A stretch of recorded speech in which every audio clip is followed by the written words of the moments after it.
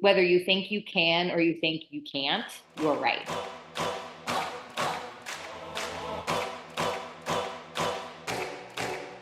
This is my time. I'm on the rise. Can't hold me down, I'm too fly. This is my time. Ready to shine, brighter than all of the lights. Cause when it's game time, seconds away and the game's on the line. There ain't no doubt in my mind. Beating the buzzer like, this is my time. This is my moment. You better bet that I'm on it. Ready and set, I'ma own it. Blast it to 10, then keep going. There ain't no coasting. I never Hello, settled on everybody. play. Welcome to Put the in Be Stellar podcast. I'm your host, Stella Atwood. This is mom producer Meredith Atwood. And on today's episode, we have my coach when I was a little peanut, Casey Bennett. Yay! Round of applause. Thank you for having me. Yes. Oh my gosh. We thought it would be so fun to take a walk down Memory lane. lane. That's all I've got. That's all I've got. So let's see, just by way of background, we moved from Atlanta to Kansas where Stella was 8, I guess. You were 8. Mhm. And you had a coach there for like a brief minute. So Ben, we'll probably talk to him at some point. Yes. And then we moved to Massachusetts and you can pick up the story from there. I was just setting the stage. You're the host. Yeah. And then we moved to Massachusetts. I started working with Casey and Mick, who is Casey's fiance. They both coached me. They both coached me for, I think, was it like 2 years? I think it was 2 years. Yeah, I think so. Yeah, I was 9 when I started with them, and then 11 or 12 when we left and moved back down here to Georgia. Yeah, and they coached me when I was a little peanut, so I haven't seen them since 2021. It's been a little so bit long. Yeah. My perspective of this little peanut, I actually got an email. I was coaching at a CrossFit gym. And yes, there we are. Oh, look. You have Oh your my braces God. on? So Yeah. cute. Little braces. So sweet. I got an email from a mom who was asking if their 9-year-old daughter could take adult CrossFit classes. And I was like, okay, here we go. Maybe. The answer is maybe. And I got an email back. Listen, you don't understand. My daughter is just different. She's just special. And if you could just give her an opportunity, like I'll stay, I'll watch, I'll make sure she's on her best behavior, but please, I would love an opportunity for her to take adult classes. And I said, great, we're going to go through the adult process then. We'll do an onboarding session, do a little on-ramp. And Stella shows up right next to Meredith. And I say, you ready? She says, yes, with a big smile on her face. And we go around to the whiteboard and we have our What is CrossFit talk. And we're talking about, in essence, what we're looking for when we're in a CrossFit class and all of this stuff. And I go through my spiel and I go through the talk that I talk to all the adults about. And then I pause, and I know Stella's done CrossFit before. And I say, what is CrossFit to you? And she pauses and she looks at me and she goes, well, I don't drink coffee yet, but I think it's like my coffee. And my heart melted. And I said, okay, we're doing this. And then she proceeded to absolutely blow all the adults out of the water. The best mover I've ever seen. And needless to say, somebody at 9 years old started taking the adult classes. And it was the best moment of my life. The number of times I've reminisced on that story, it's my favorite. It's my favorite memory. I knew I was going to love you right from that moment. I still don't drink coffee, so. Good for you. It's because you have CrossFit. Yeah, it's because I have CrossFit. Yeah, oh my gosh. I remember that day of the onboarding too. I never worried about Stella like behaving in classes. Like it was but it's hard to, explain that to a gym because I have been around plenty of 9-year-olds and it's like, oh yeah, I see the issue. But I remember that day that she snatched and you were like, oh, okay. Like she can, we're doing this. We're doing this. And all I had to say to you was, I just can't promise what's going to come out of the adults' mouths in class. And you were okay with it. Yeah, because it comes out of my mouth. So we knew what we were getting into. And it Well, was just, speaking of like getting into what was your thought process, you and Mick? I mean, I know you can't speak for him, but I'm sure y'all had plenty of meetings together about, how to work with Stella.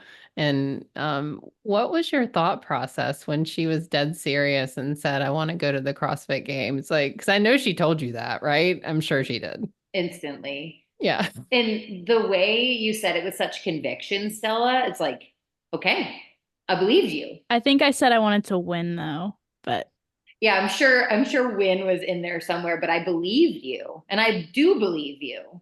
So when I saw, like, I grew up as a camp counselor.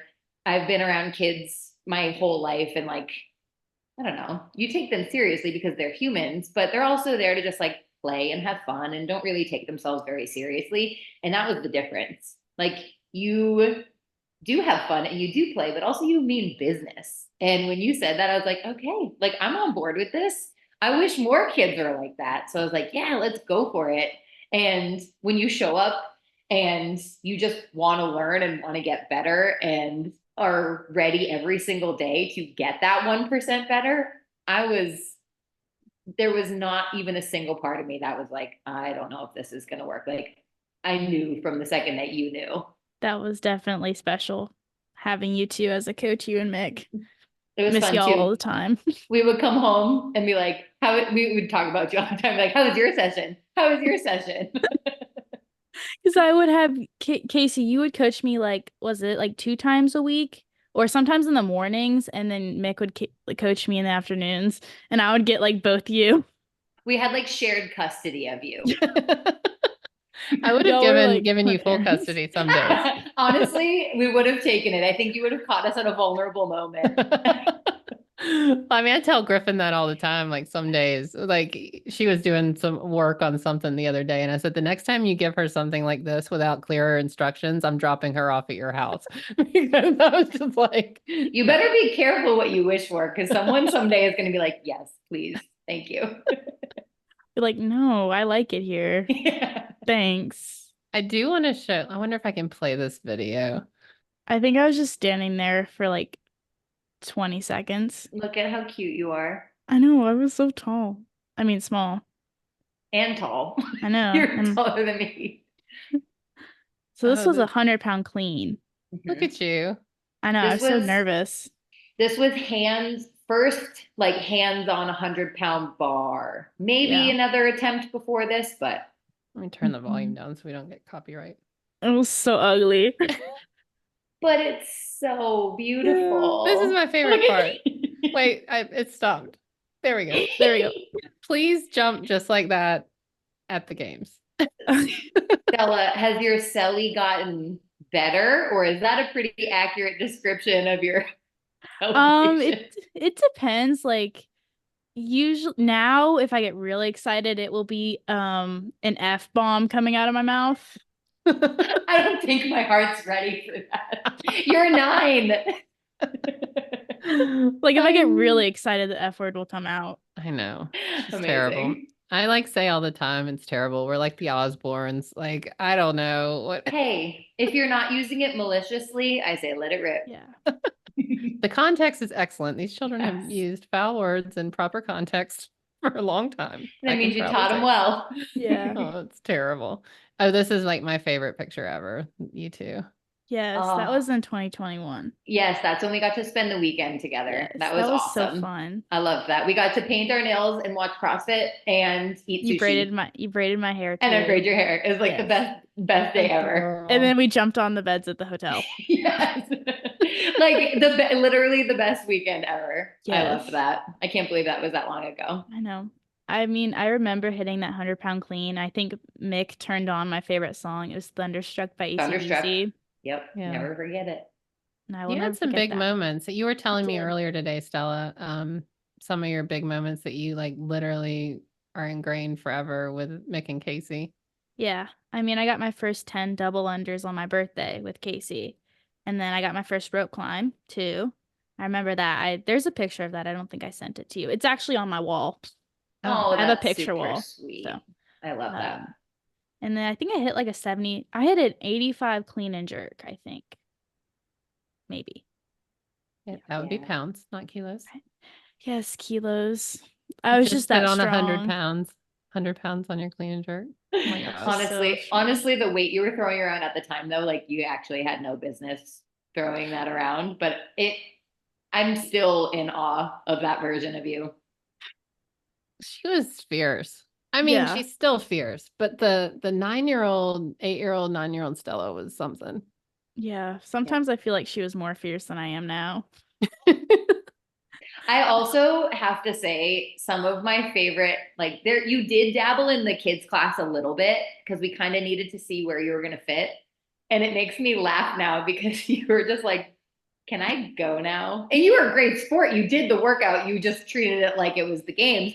But like, you were like, no, like I'm not doing this. And we agreed. We agreed. You I had no, forgot that. I Yeah, like the forgot she first- had to do the Like cake. the first well, you were like, such a good workout. sport about it. Yeah.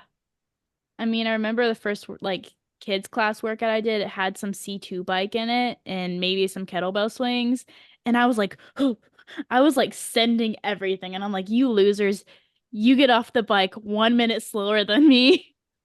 Well, there was Take also that. like 30 kids in class. So it really was like a big babysitting session. So you were like, let's blow this popsicle stand. Like, I'm done here. Let's go back to the real class. So And I not love to that. knock any kids' classes because they're amazing and Yeah. they're excellent foundations, but I have noticed a theme that most of the teenagers that we've interviewed are like, yeah, we did kids' class when we were kids, like 5, Yeah. 6, but then Yeah. there was a moment where they transitioned into the adult class because it's like, It's tough because really kids classes and teens classes need more people like you Mhm. because it's inspiring and encouraging to be like, oh, I can be like that too. And then I also understand the pull to want to be in a more encouraging environment. So I get that, but there's definitely the potential there. So if you were confined to kids class due to whatever restrictions, I do still think you would have excelled and made the best of it because that's just who you were. Yeah. you would have got all those kids in line. Yes. Yes. Harder, go. Go, go, go. Stop All right, slacking off. Stella, what questions do you have for Casey? We're talking about you too much. Let's talk a little bit about coaching for you. So, what is your favorite part about coaching? First word that popped into my head is everything because I've decided to make it my job, which I love. And I love that I can say that.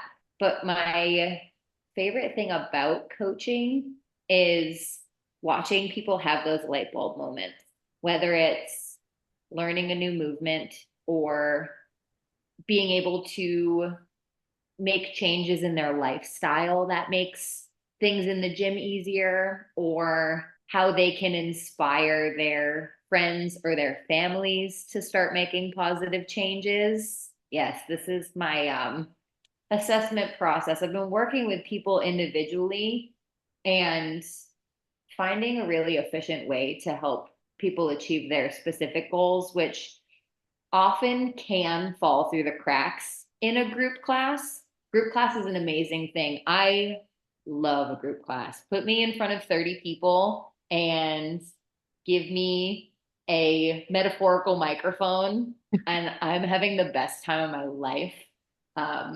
The entertainment factor of a group class is something that I will always, always love. And what I was missing from that was the ability to like pause, dive deep, give people the individual attention that they needed. So I think my favorite part of group coaching was the fun factor and the you're here for an hour. I'm gonna give you all my best dad jokes, best playlists. Like I've been thinking about this all morning. I coached to my steering wheel on the way here to make sure I'm on point. And my favorite part of individual coaching is more like really getting into the weeds with people and figuring out like, okay, how can I make the biggest difference for you the soonest and turn you into a person that never needed me in the first place. What a concept. Oh, that is It's fun. very impressive. Thank you. You're one with your words. Thank you. I appreciate that. Welcome. How That's did good. you get into coaching? I started doing CrossFit as an athlete in college, and it took me a long time to start. I think I thought about doing it for a couple of years. And when I finally did it, I instantly fell in love with it. I was a gymnast growing up. I took a long break from that and played sports and just kind of dabbled, but I never really found a new calling. And then when I started doing CrossFit, I was like, this is it. This is what I need to be doing. And while I was doing that, I was also in school to be an early childhood educator and paired that with psychology and thought, okay, this is my fun time. This is my activity. And I'm going to continue to go to school to potentially work in a classroom or something with kids. That was my motivator. And when I graduated and I started working at an after school program, I was doing that and going to the CrossFit gym.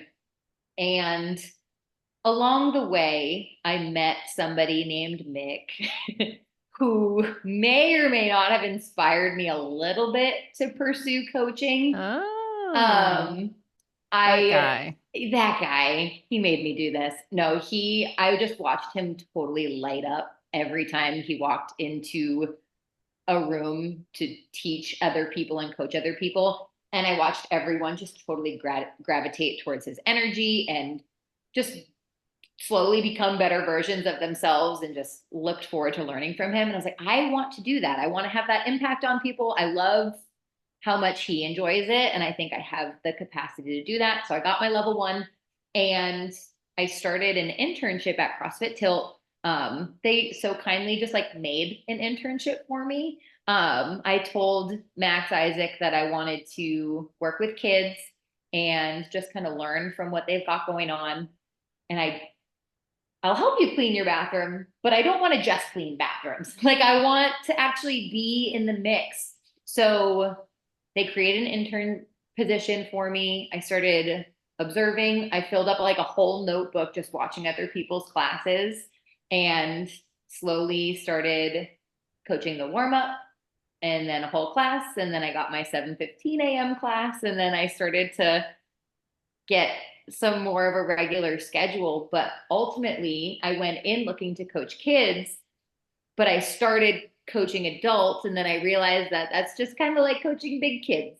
So I was like, I like this because it just seemed like the right match. I don't know, it kind of felt like summer camp for kids, but for adults every time I went in. And the environment was just electric there. So I phased out of the after school program I was working at, which I loved, and it served its purpose and it was really enjoyable. And at a certain point, I just realized that I wanted to only be in the CrossFit environment and knew I could do good things if I put my whole heart into it. So that's where that decision kind of came from. I wanted to make sure that whatever I'm doing, I want to do it all the way and do it really well. And I couldn't do that with one foot in two different things. And I feel like a lot of CrossFit coaches don't have that luxury of doing just that. I think it often ends up being something you have to do on the side. Like, I love this thing, but I need to have a real person job. I was patient enough to let that be my real person job and be okay with it not being the most sustainable thing, but really enjoy it while I could. And I wouldn't change that for the world. I ended up doing it for 5 years. Yeah. It was a great facility, and I look back on our time in Massachusetts really fondly. I mean, I did a lot of CrossFit there, a lot more than I do here. And it was great. I mean, you did have a great class, and so did Mick, and I don't know, it was fun. I mean, it's very important to like want to go to the gym, and like, you know, if you show up, you don't want a coach who's just like slacking off and like not a ball of sunshine. Like I would walk into the gym at Tilt and like I would be so excited because, either Casey or Mick was coaching me, and y'all always have the funniest jokes to say, and y'all are just so fun to talk to. And I'm not saying that I And don't have Eddie that now. too. We had Eddie for a bit. Yes. Oh yeah. Eddie was so He's up there with fun. jokes He too. was Who has really better funny. jokes, me or Mick? Better jokes. Mick has that like dry sense of humor that catches you off guard. Like he's Yeah. real witty, like you're just funny, Casey. Yeah. You're like kind of just funny. Like we're just Yeah. funny. Like, Yeah. And then Mick says something and you're like, wait, yeah, that was funny. It just takes a while. Yeah. And then you and your Instagram when you used to just scare Mick all the time. I took a break from that, but I think we got to start doing that again. This poor guy, just for years, I'm hiding behind things and scaring him as he like comes out of the bathroom or back in the house.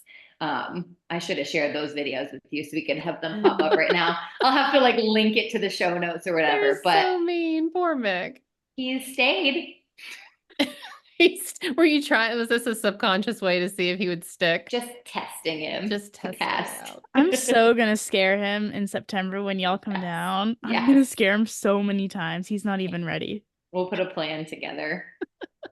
You had a pretty severe back injury, and I want to talk about that a little bit because I don't really know the backstory. So let's talk about that a little bit, but also like, how was that being around fitness, like constantly and dealing with this severe injury? So pun intended, the backstory is that nothing ever really happened. I didn't have a moment of impact or a fall or anything like that. It was just over time, a lot of wear and tear. Hindsight, probably had a lot of imbalances, maybe some lack of flexibility, things like that. And I can kind of dive into that more as we talk about what I'm doing now. But essentially, in CrossFit classes, I was the person that moved well enough that I was acknowledged, but never really like coached further. And that was not to the fault of the coaches or anything like that, but there were other people that needed more attention than I did. So there were likely things that I was getting away with that shouldn't have been the case. However, over time, accumulated this back injury that was relatively debilitating for a period of time. And it was on and off and on and off. And this was throughout my coaching career as well. So I wasn't doing a lot of things as an athlete because I was trying to cater to this back injury. And I needed to demo movements and I needed to give people cues and show them the positions I needed them to be in. And my adrenaline from class was here. So I wasn't really feeling it during, and then I would finish coaching this class and I would have to lay down. Oh, wow. And it was really sad because all I wanted to do was take class with my friends and continue to be an integral part of the community. And I felt like that part was almost taken away from me. I couldn't jump into class without heavily scaling or just not doing CrossFit at all. It was a big challenge. And I think it made me a better coach. I think it made me pay a lot more attention to the other ways I can help people without just showing. But with that, it was 4 years on and off of just dealing with really bad seasons, really good seasons. Sometimes I could lift. Sometimes there was one point where I was coaching a class and I demoed something on the floor and then I couldn't get up off the floor. And that was my low, like that was my low moment. So it started interfering not only with my enjoyment of the sport, but also my job. Yeah. It got pretty bad. Did that help you make the decision to kind of do what you're doing now? Yeah. So similarly to CrossFit, where I was an athlete first, fell in love with that and then started coaching it. I actually signed on as an active life RX athlete and was working with a coach, Todd Dersham. He helped me in so many different ways. I expected just like corrective exercises. We were talking about stress. We were talking about like just stuff incorporating my job, breath work, things that I was like, what does this have to do with my back? Just tell me what I have to do to feel better. And now that I think back on it, the time where this was at its height was also the time I stepped into a head coach role at the gym. And my stress was really high. And this was also, we bought a gym a month before COVID hit. And it was up to me to retain these members from afar. I had 1 month of exposing myself to this crew as their new head coach. Right. Oh my gosh. And everything was just very stressful. I mean, everybody went through it, and my situation was a lot to handle. I had been part of this community as an athlete years prior, so I had a little bit of skin in the game, but in the position that I was in March 2020, it didn't matter the kind of relationship you had with people. Like, Right. the stress was high. So all that to say, the peak of my discomfort was in line with the peak of my stress as well. So having a coach to talk me through the effect and impact of stress on my physical well-being was like, oh, wow, this Right. is really eye-opening. So the same way that really impacted me and had a positive, I wasn't all better, but the intensity had totally decreased. So I was like, wow, we're onto something here. And having that experience myself, I always had in the back of my head that like, people don't have to be in CrossFit classes and modify forever. If you have a shoulder that hurts you when you do pull-ups, so you do ring rows every single time, that's awesome. And I'm really glad that you have an alternative. And if you don't want to modify all the time, or you want to do pull-ups, I want you to have hope that there's an option for you. And I couldn't do that as a CrossFit group coach. I was modifying in the best way that I knew how. None of my athletes were going to get more hurt on my watch. And that was something that I kind of wore as a badge of honor. I felt like I knew my athletes inside and out. When you come in, there's a whiteboard ready for you with your modifications. Like, you will have a great experience today. And in the back of my head, I was like, I want to help them more. And then I realized I was just going to have to do something different. What is your favorite way to stay active outside of the gym? Ooh, I love playing outside. So we moved down to Wilmington, North Carolina, and it's gorgeous. It's hot, but it's gorgeous. And we go to the beach all the time. We walk the beach. We found a dog when we got here. Literally found him. So we He found take him. you. He found us. We take him for walks all the time. He loves the beach. But one thing that Mick and I have been doing as of late is playing sports. We bought a $5 basketball at Walmart, and we went to one of the basketball courts at a local school, and we just like miss for hours. We're both terrible. It's kind of hilarious because we're both also very competitive and tend to be good at things when we practice, but neither of us have. I don't think Mick ever played, and I played in 5th grade.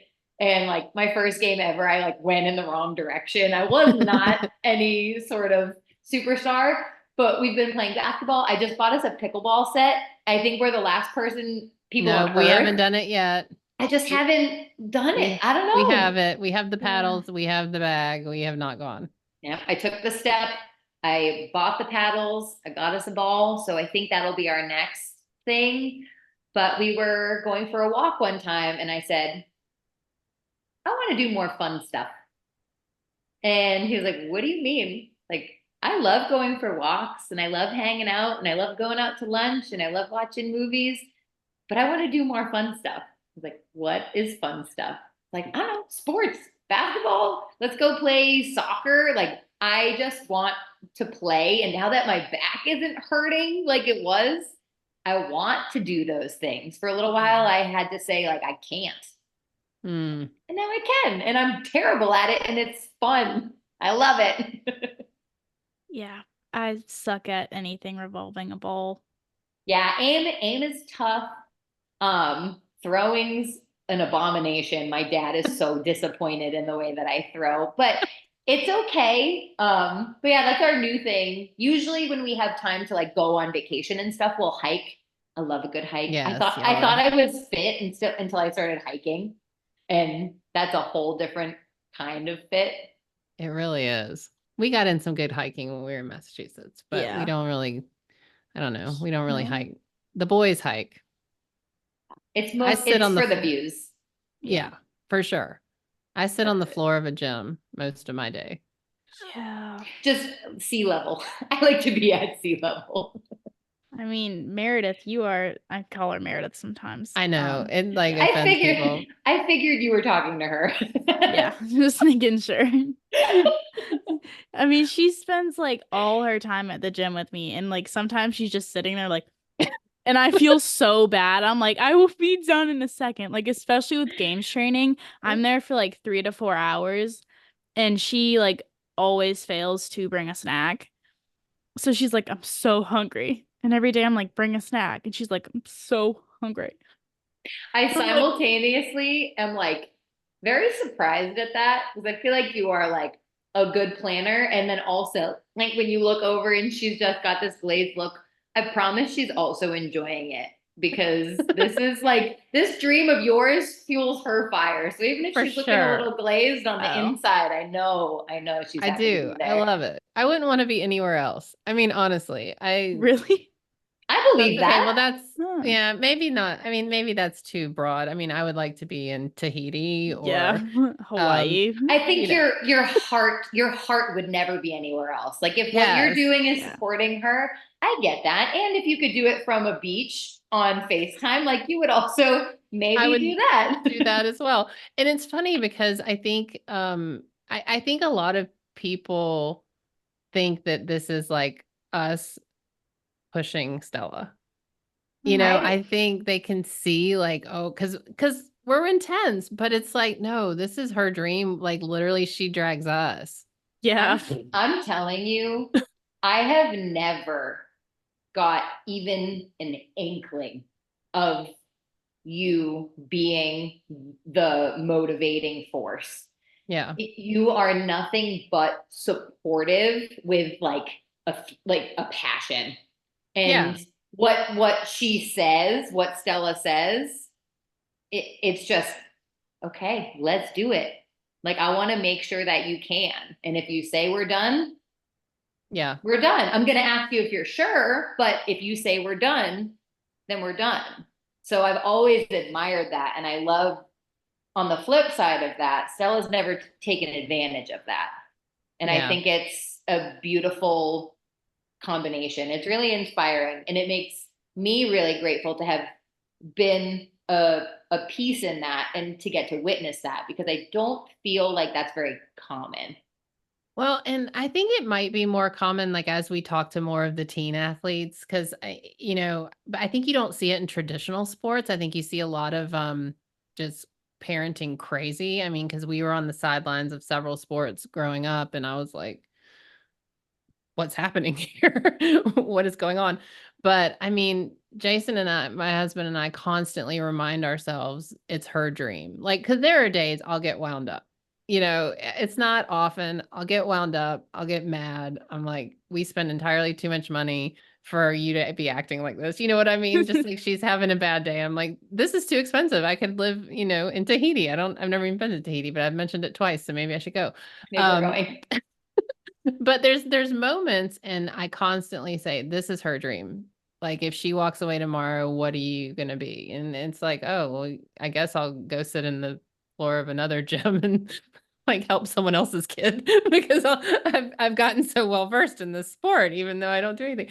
But I mean, even it's just interesting as a parent to be a parent in all this. I mean, it really is. It's a wild ride. I mean, Stella's like, I want to start a podcast. And I'm like, I don't know anyone who can help you with that.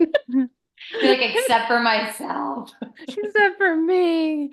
But it is like a great joy to, we did a podcast with Griffin recently, and I just said coaching is an extension of parenting.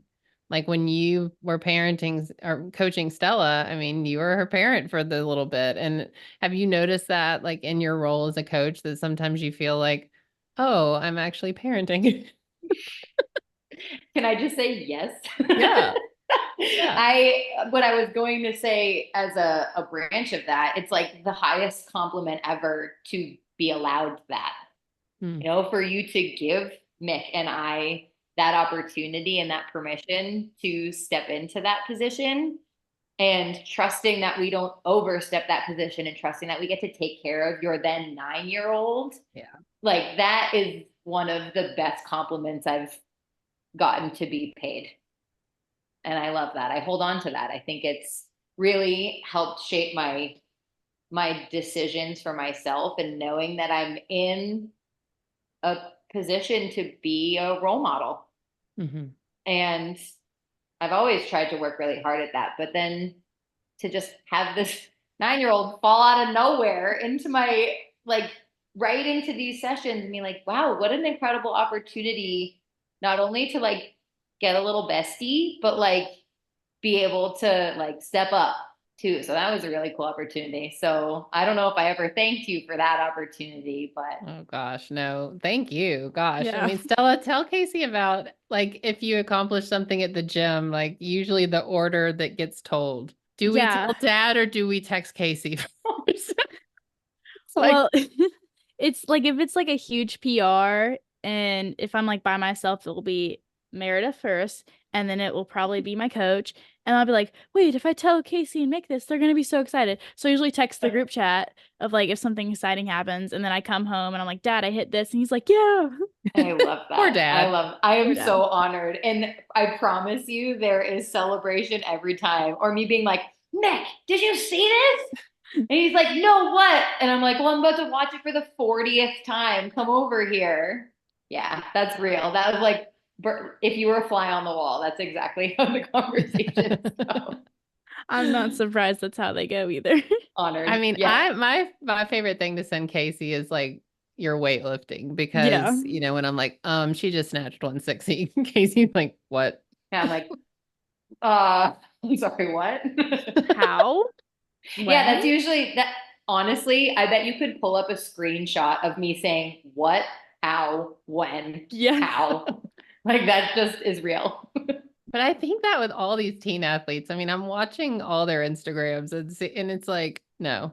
How? I know.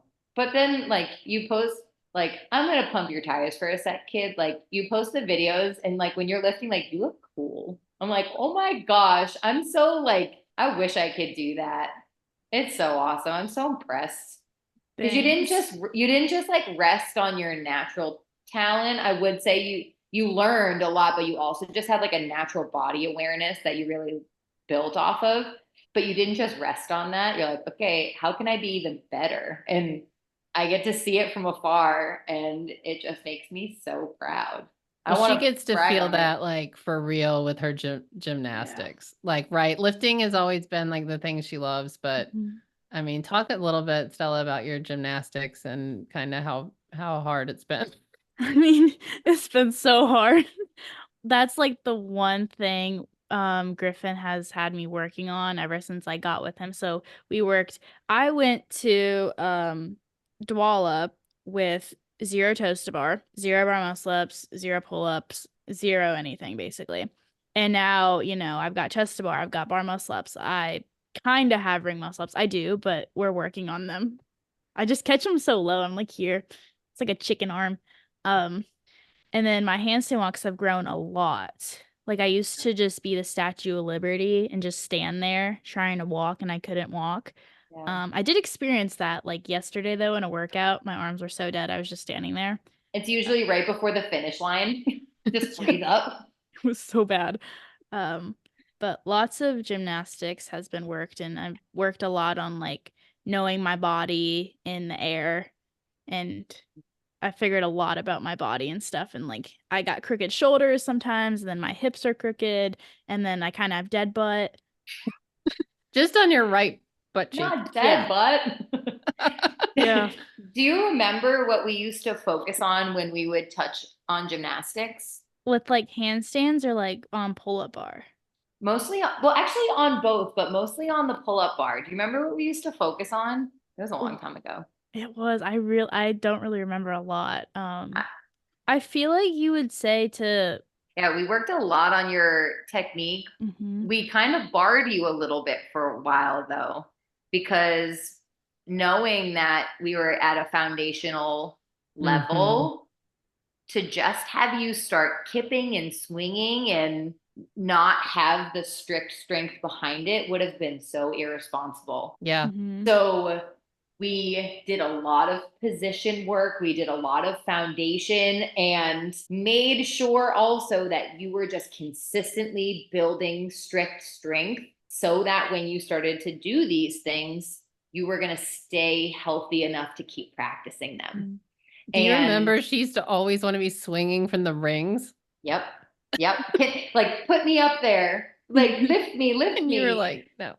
No, and we'll play around and we'll do all that stuff, but you always were so patient of like, okay, I get, and I genuinely believe you understood at that young age, as frustrating as it was.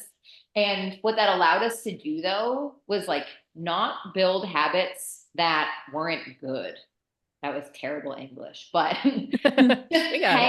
hanging from the bar and just lifting your toes up and touching the bar, however, by whatever means necessary, was not going to benefit you in the long run. So I hear from this 9-year-old that they want to go to the CrossFit Games. Okay, then we're going to learn how to string toes to bar together from the jump.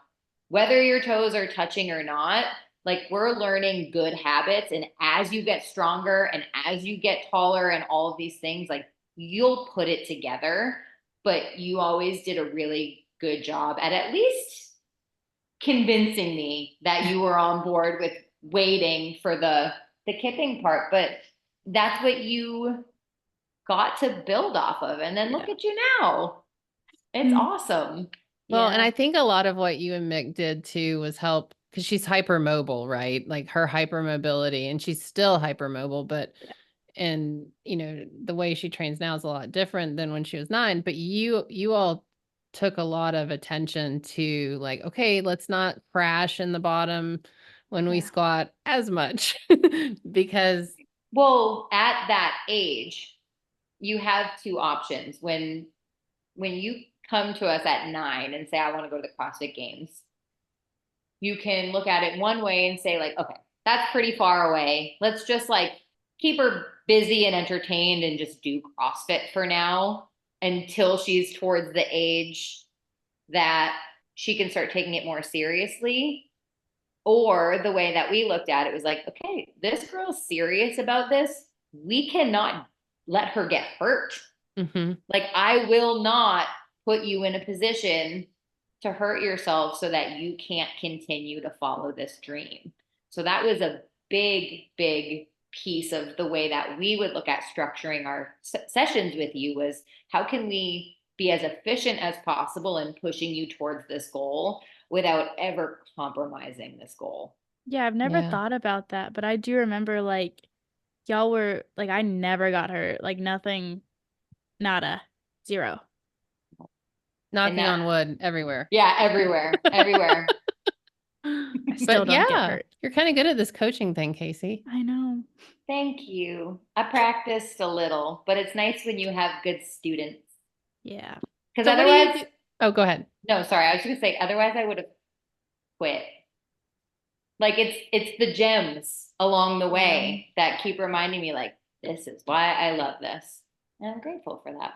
Well, it's so important. I mean, we've talked about, Stella and I talk about it all the time. I mean, walking into the gym with you guys, walking into the gym in Kansas with Ben, like if either of those moments had, and I also think about like Ben in Kansas because Stella was even littler and even like more Stella.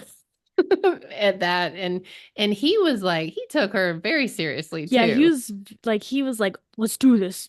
you Yup. know, I was 8 and and like 4'10" and like with a little belly, and I was like, I want to win the games. And he was like, yup, yup. let's go. I mean, and you look at pictures of him and her, and he was real serious. He had his PVC pipe, Yeah. and I loved that. And then, you know, you two took her seriously, and it's like you you meet other coaches, and they don't even take you seriously at 13, Yeah. 14. And it's like, when, you know, at what point are you going to take responsibility for these athletes that are dead serious? I mean, these teenagers are serious. I mean, business. I mean, businessman. That's Listen And to right. these, me. and these pre-teenagers. Yeah. And these pre-teenagers. So Casey, talk a little bit about what you're doing now. And like, I mean, would you be interested in coaching younger athletes again? Or do you have a certain demographic that you're leaning towards now? So right now I am a certified active life professional, which is a personal trainer of sorts. And where I've put myself in the industry is partway between healthcare and fitness. Mm, So essentially the bridge over the gap, people who aren't sick enough to go to the doctor, but people who aren't necessarily fit enough or well versed enough to jump into a group class or just start exercising. Um, I work with people who are fresh out of physical therapy, who are well enough to work with their activities of daily living. So putting their clothes on, getting in and out of the car, getting dishes out of the cabinet, things that just allow for survival, but haven't yet regained their activities of daily interest. mm, So someone's no longer in pain putting their pants on because they tore their rotator cuff. However, they also would like to get back to playing baseball with their kids yeah. and are afraid to start throwing the ball. So, what do you do in that interim? It's work with someone like me.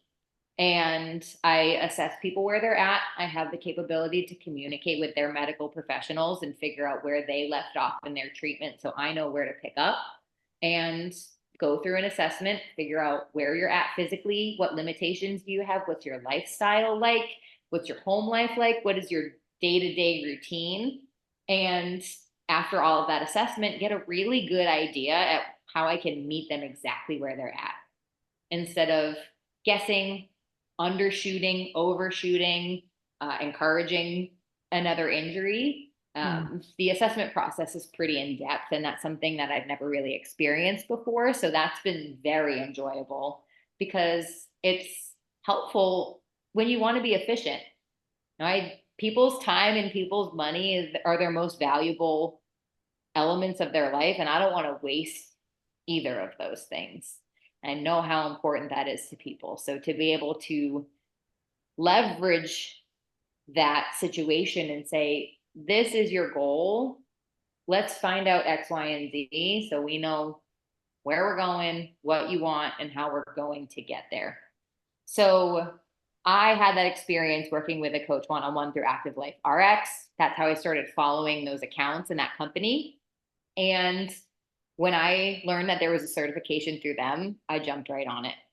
I did that simultaneously with coaching CrossFit classes, but totally decided like I am investing in this. It was essentially like going back to school. I've grown a lot in the last couple of years in allowing myself to spend money on myself. I've spent a long time with like a scarcity mindset of like, well, I've worked so hard for this. I was a CrossFit coach. I have to hold on to this money I worked so hard for. But the best thing I ever did was spend a bunch of money to certify myself and feel confident and confident in what I can offer people. So right now, my demographic has shaken out to be a lot of women in their 30s and 40s who do have kids and are looking to be active and keep up with their kids and kind of find themselves again, or either start exercise for the first time or are coming back from an injury that happened when they just started running. or started in a group class and didn't really get assessed. I also am working with a 15-year-old ex-gymnast right now who struggled through the decision to stop gymnastics. I anticipate that you would be able to see how hard that would be for her. Stella, if you even took a moment to be like, what would happen if I wasn't doing CrossFit anymore? She had this very long decision that happened over the course of a year. Excuse me. That happened over the course of a year that ultimately she decided this is not bringing me joy anymore. And I love being capable and fit and strong, and I have this strong foundation. I don't know what to do with it.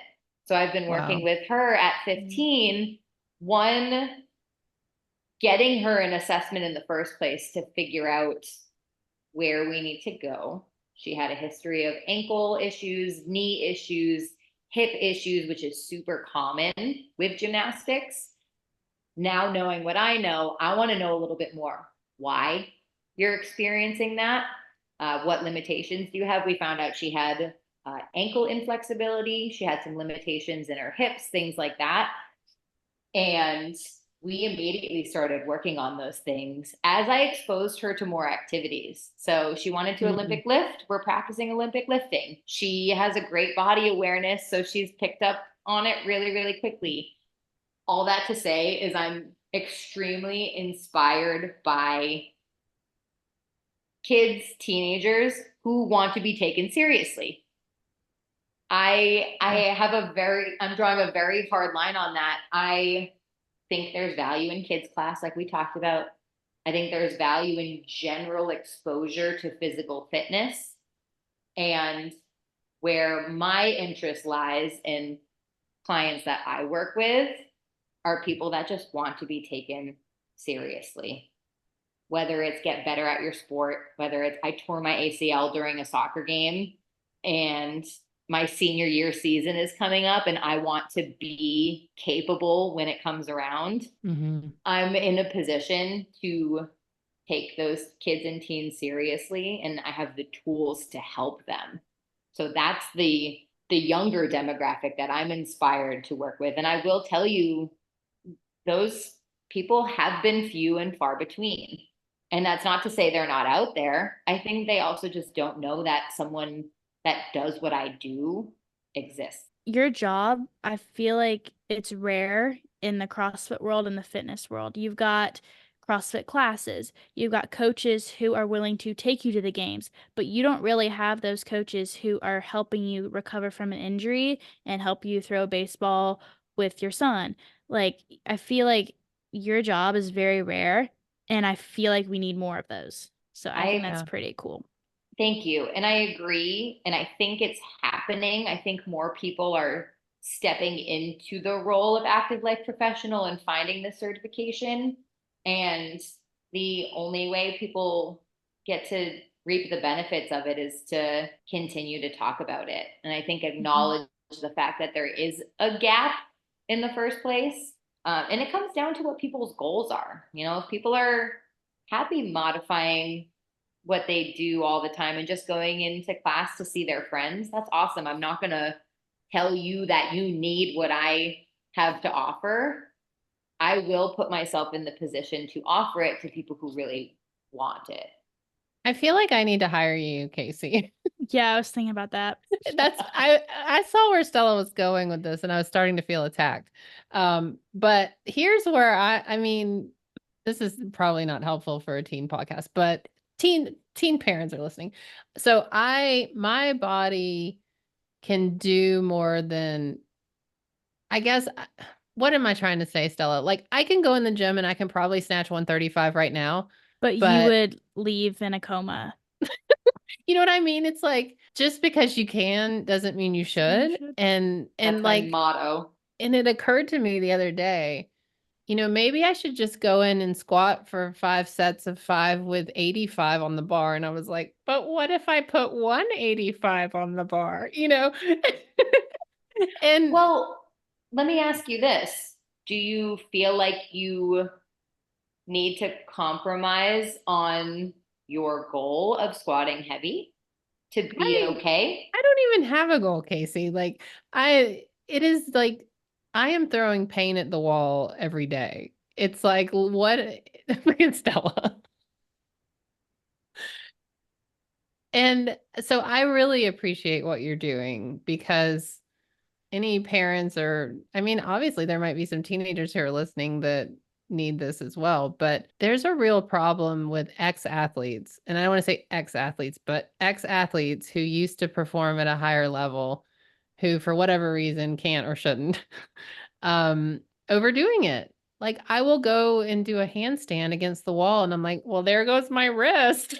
It's like over. And I think the biggest part of that gets overlooked is the like psychological and emotional part of that. Yeah. Doing the thing is one thing, but then after experiencing the consequence of it, how do you hold yourself after that? And I Right. think that's a big part of what I do. Is there's a lot of education involved. There's a lot of conversation. There's so many questions that I'm asking people to truly find out the root of either why something is a goal, why they're afraid of something, why they avoid something. I want to know why. And then once you tell me why, I want to know why you think that's why. Because it's never really what you think. And I think there's a lot of value in simply asking questions, because I'm not going to tell you why. You have to tell you why. But it might be something that you've never really thought about before, or just thought, well, I can't or I shouldn't. And then it all boils down to, okay, if we can't, why? And if you think you shouldn't, why? And then where my job comes in is, okay, but what if we could, by trying this, this, and this? Because you're here and you want to be here. This is how we start taking those steps. I feel like Stella's listening. Like she sees me because I'm at the gym all the time, and I'm like, Yeah. well, I think I'll snatch today. And she's like, no, please don't. It's because like part of me thinks it's because when I have like a bar in the rack and it's got like, I don't know, 185 or 195 on it, I'm doing back squats, and I was like, I'll just join. And I'm like, no. Like, no. I was doing deadlifts the other day and I think there was 175 on the bar. She didn't warm up. It was 195. I did warm up. I think you just tattled on her. But she had to lay on the floor. Like she was broken. I wrecked my back. Like I was it was like it's still like not great. Yeah. The questions you're saying, like, okay, why do you feel that you need to deadlift 195 today? I don't have an answer for that. I don't know. It'll also be different every time. It's going to be. Yeah. There's no right answer. There's no one answer. There's also nothing to be ashamed of as you're answering them. It can be the most vain answer you can think of. It can be the most shameful answer you can think of. It doesn't matter. It's just, that's what it is. And to have space to think about it, and to have someone receiving that's going to receive it without judgment and be able to think critically and logically about it, is the reason that I do what I do. Because I found myself in that position. Oh, I can't do that. I can't do that. I shouldn't do that. Oh, if I do that, I'm going to hurt myself. And I realized how powerful my language was about it. And to even pause and say, instead of, oh, I can't do that because it will crush me, saying, my back's not ready to do that, and I'm doing something about it right now. That's a much more compelling, powerful version of the same statement that my nervous system feels more comforted by. I feel more motivated by that. So on top of the programming and talk about stress and things like that, a huge part of the conversation that I have with my clients, no matter what age they are, is what language are you using? How are you talking to yourself, about yourself, to the people around you? What are you saying in your head before you do something, after you do something? And I would actually challenge both of you and anybody listening to just start tuning into that. Don't try and change it right away. Just start really listening to the language that you use either out loud or in your head in the way that you communicate to and about yourself. Because then once you audit that, you have an opportunity to really change the game for yourself by simply, you don't have to blow affirmations in your face and I'm the best and I'm so strong and nothing on my body hurts and I'm just as strong as I was at 15. Because then your brain is smart enough to be like, that's not true. Right. But if you simply take an opportunity to neutralize the statement and use the power of your language to just not make it negative or just not make it demeaning, it entirely changes your environment for yourself. Your internal environment ends up dictating. Yeah. And how much can that apply to what Stella's about to face, right? Like with the games and with the next, how many weeks, Stella? 8 weeks? 8. Yeah. The thing that comes to mind is the quote, whether you think you can or you think you can't, you're right. Mm-hmm. You have a really, really cool opportunity to practice that up until that weekend and during that weekend and after that weekend. Yeah. I know you can do it. And you just have to make sure that all of your language out loud and in your head agrees with that. Mm-hmm. It's really easy to speak actually verbally when other people can hear you and say encouraging things about yourself. And it's also really easy to hide inside some really like negative self-talk. So if you just make sure that those things match and you're proud of the things that you're saying in your head, you wouldn't be afraid to say them out loud. That's how you create the environment on the inside. Like you and Griffin, you're doing work, right? You're creating that external environment. He's making sure that you have that room to thrive. And I'm also sure that you guys are having conversations about your headspace. When you're not in the gym and you're not with him, you have a really important job to do in making sure that you're standing up for yourself and you're continuing to create that internal environment. I think you have an amazing opportunity over the next few weeks to make sure that's happening. Yeah, I mean, I struggled a lot a few months ago with my running because I've worked a lot on my running, and especially nice recovery. Thanks. Well, let's go back. A few months ago, I used to say, I'm not a runner. I'm not good at running. I don't think I will be. And then I think it clicked maybe a few weeks ago that I was like, you know what? I just started saying that I'm a good runner. Maybe I'm not. I don't care. I'm going to say it, and I will become a good runner. It's going to take time, but I'm running 3 times a week. You know, I'm sprinting and I'm doing long distance. And most of that work was changing my mindset on that. And same with gymnastics. So you have proof that that works. And I know, Meredith, I know you caught it. I just caught it. Stella, I know you did this intentionally. I'm curious if the listeners noticed this. Stella just audited the sentence as it was coming out of her mouth. Instead of saying, I'm not a good runner, she said, I've been working on my running a lot lately. And even that is so compelling because it's the truth. Yeah. And it sets you up to keep practicing. And it doesn't make you feel like, oh, what am I doing this for? So it's as simple as that. I mean, you just did the thing we were just talking about. Did it feel as smooth and seamless as it seemed, or like did that take work? It took work for sure. I used to hate running, and I used to say, like, if I had to go out for a run, I'd be like, oh, I don't want to do this. This sucks. And a few weeks ago, I'm like, you know what? I'm just gonna go out and do it. You know, I'm just gonna tell myself that I love running. And I've gotten to a point where I don't mind going out for a run.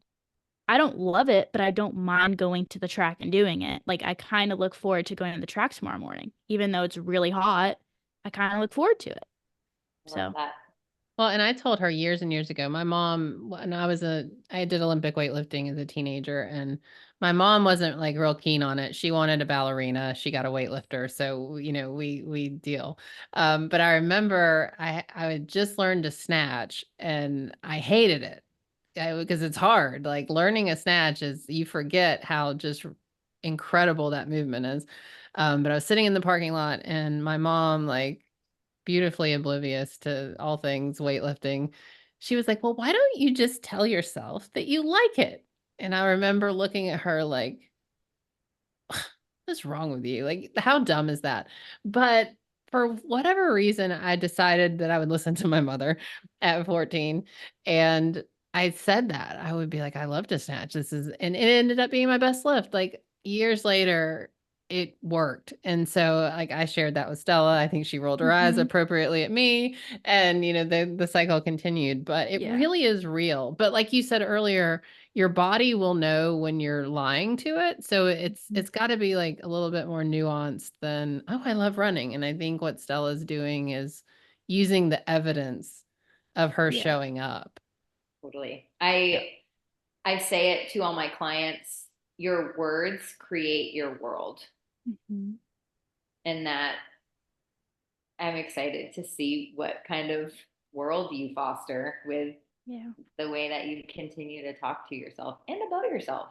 It's been a work in progress, but Aren't we all? I feel We like all you're- are. Oh my gosh. You have it so much more together than I do, Stella. I'll just tell you that.